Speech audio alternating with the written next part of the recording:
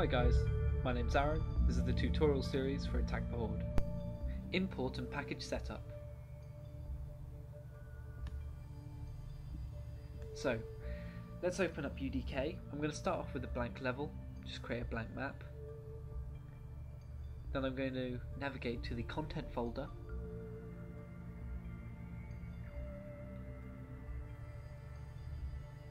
And from here, I'm going to create my own package.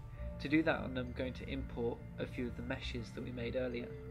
So I'm going to navigate to the mesh folder and select all of my meshes and import them in. I'm going to name the package Viking Invasion. I'm going to call the grouping mesh, and I'm going to OK all. Now you can see here in the new packages folder we've got our new package called Viking Invasion. Now the first thing we want to do is get that folder out of that. So what I'm going to do is I'm going to save out the UPK file by going into Horde Attack Viking Invasion and saving it right there.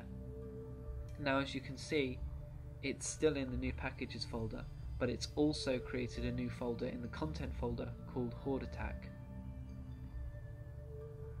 This is the package that we want to edit. So what I'm going to do is I'm going to close the package and then I'm going to open it up again.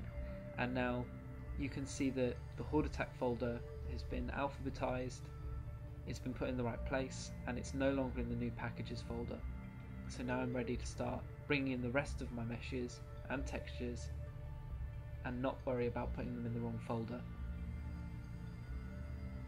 So next I'm going to bring in my textures. So click on Horde Attack again, navigate into the texture folder. I'm going to bring in the two textures that I've prepared for us ready.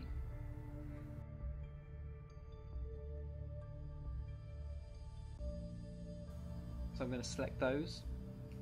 I'm going to change the grouping to texture, and I'm going to OK to all for that. And you'll see now I've created another subfolder called texture.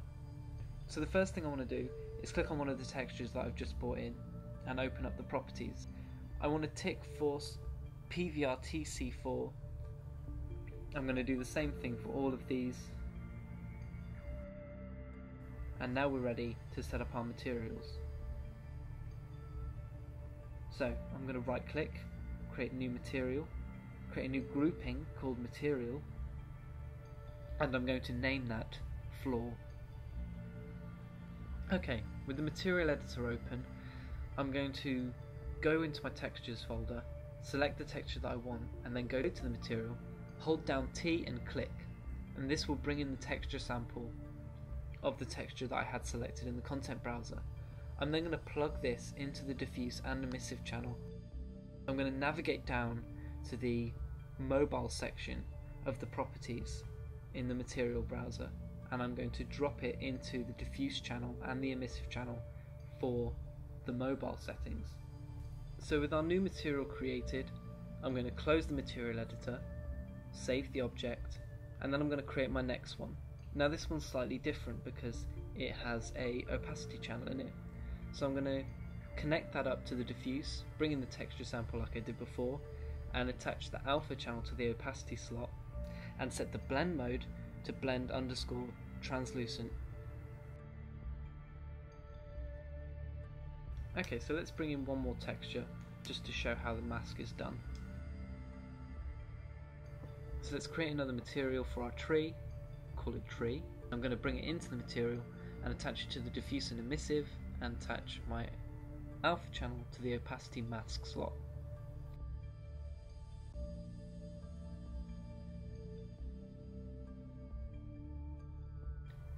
I'm then going to change the blend mode to masked, and then I'm going to paste in the texture sample location into the mobile base texture, emissive, and the opacity mask channel.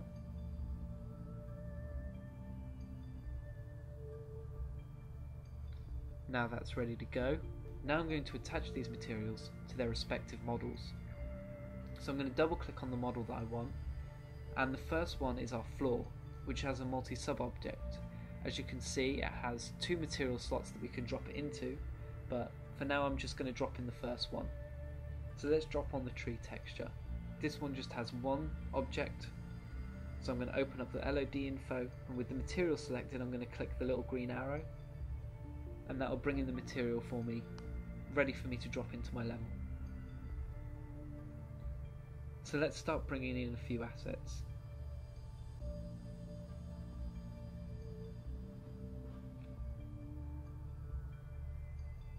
So let's drop the floor in. Let's have a little move around.